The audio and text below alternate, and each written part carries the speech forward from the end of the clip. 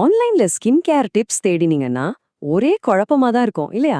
ஒருத்தங்க இத போட்டா முகம் பளபளக்கும்னு சொல்லுவாங்க, இன்னொருத்தங்க அத போட்டா ஆபத்துன்னு பயமுறுத்துவாங்க. எது நிஜம், எது வெறும் விளம்பரம்? வாங்க, இந்த குழப்பத்தையெல்லாம் கொஞ்சம் தெளிவுபடுத்தி அறிவியலையும் ஸ்பான்சர்ட் கண்டென்ட்டையும் எப்படி பிரிச்சு பார்க்கறதுன்னு இந்த பகுப்பாய்வுல தெரிஞ்சுக்கலாம். நம்ம ஆன்லைன்ல பாக்குற ஸ்கின் கேர் டிப்ஸ் ஒரு பெரிய உலகம் மாதிரி. சரியான அட்வைஸ் நம்ம ஸ்கின்னையே மாத்திடும். ஆனா ஒரு சின்ன தப்பான அட்வைஸ் பெரிய பாதிப்பை உண்டாக்கிடும். வாங்க, இந்த ரெண்டுக்கும் நடுவுல இருக்கிற வித்தியாசத்தை தான் நாம இப்போ பார்க்க போறோம். நீங்க கண்டிப்பா இத பார்த்திருப்பீங்க. ஒரு ஃபேமஸான டிஐஒய் ஹேக். முகத்துல இருக்கிற கரையெல்லாம் போகணுமா, எலுமிச்சை சாறு போடுங்க அப்படின்னு சொல்வாங்க. கேக்குறதுக்கு ரொம்ப சிம்பிளா நேச்சுரலா இருக்குல்ல. ஆனா அடுத்த நிமிஷமே இன்னொரு போஸ்ட் பாப்பீங்க.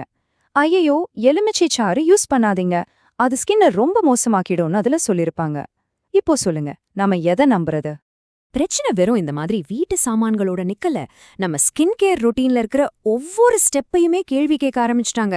உதாரணத்துக்கு, டோனர்லாம் உண்மையிலேயே தேவைதானா அப்படின்னு ஒரு பெரிய விவாதமே போயிட்டு இருக்கு. இப்படி ஒண்ணுக்கொன்னு முரணான இவ்ளோ அட்வைஸ் இருக்கும்போது யார நம்புறது? இந்த பகுப்பாய்வுல நான் உங்களுக்கு இதுதான் சரின்னு பதில் சொல்ல போறதில்ல. அதுக்கு பதிலா எப்படி சரியான கேள்விகளை கேட்டு உங்க ஸ்கின்னுக்கு எது சரிங்கிறத நீங்களே முடிவு பண்றதுன்னு கத்துக்க போறோம்.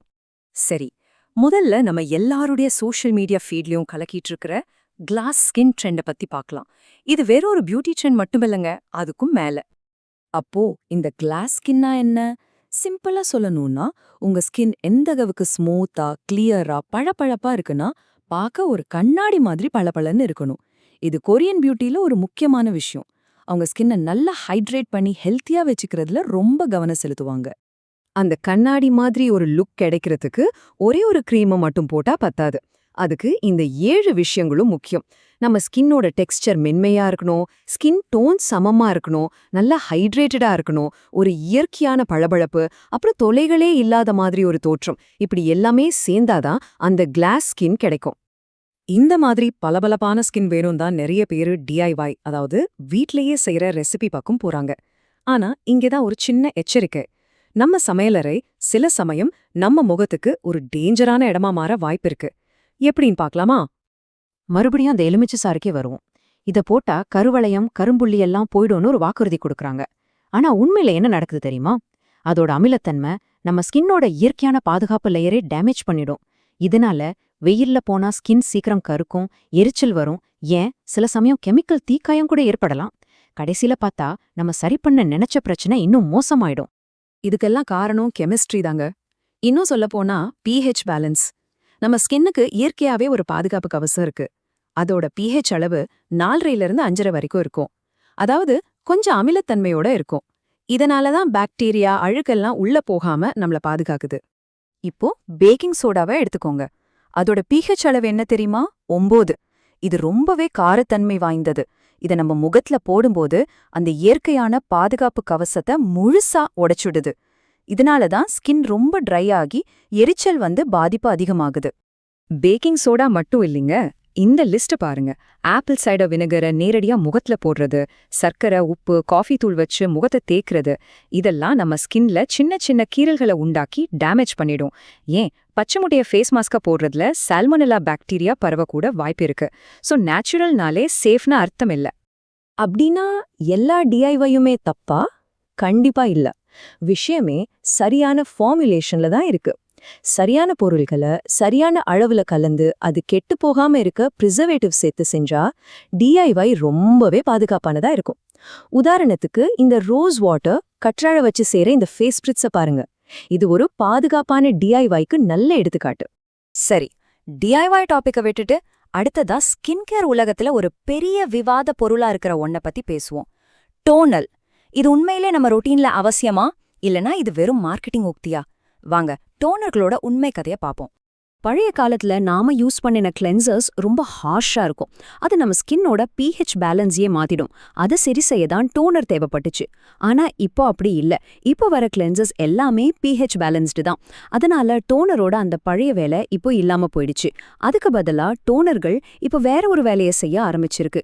அது ஒரு லைட் வெயிட் சீரம் மாதிரி மாறிடுச்சு. இதனால தான் இந்த பெரிய விவாதமே நடக்குது.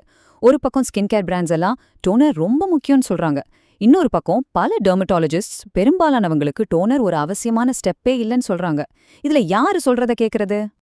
இப்போ இருக்கிற டோனர்களை பொறுத்த வரைக்கும் அதோட பேரு டோனருங்கிறத விட அதுக்குள்ள என்ன இருக்குங்கிறது தான் முக்கியம். சில டோனர்கள் ஸ்கின்னை ஹைட்ரேட் பண்ணும், சிலதுல கிளைகாலிக் ஆசிட் மாதிரி பொருட்கள் இருக்கும், அது ஸ்கின்னை எக்ஸ்ஃபோலியேட் பண்ணும்.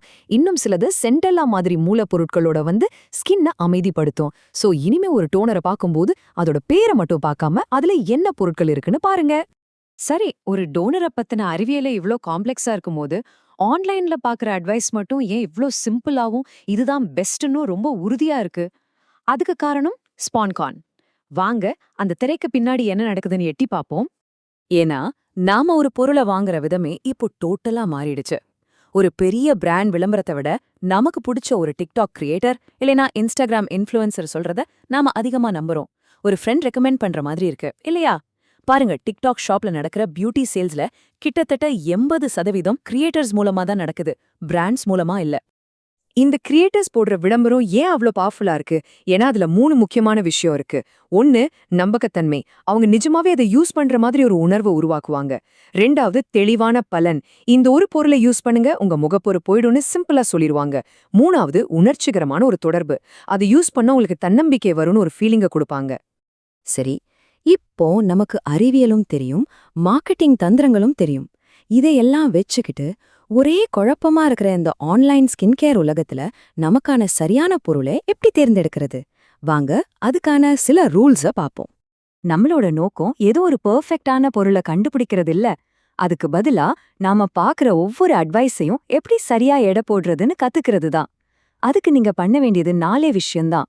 1, இந்த அட்வைஸ் யாரு சொல்றா, இது விளம்பரமான கேள்வி கேளுங்க. 2, அந்த பொருள்ல என்ன இருக்குன்னு பாருங்க. 3, அது உங்க ஸ்கின்னுக்கு செட் ஆகுமான்னு யோசிங்க. கடைசியா ரொம்ப முக்கியமா, முகத்துல போடுறதுக்கு முன்னாடி எப்பவுமே ஒரு பேட்ச் டெஸ்ட் பண்ணுங்க. எப்போ நீங்க அறிவியல சோஷியல் மீடியா ட்ரெண்ட்ஸ்ல இருந்து பிரிச்சு பார்க்க கத்துக்கிறீங்களோ, அப்போ நீங்க வெறும் ட்ரெண்டை ஃபாலோ பண்ற ஒருத்தரா இருக்க மாட்டீங்க.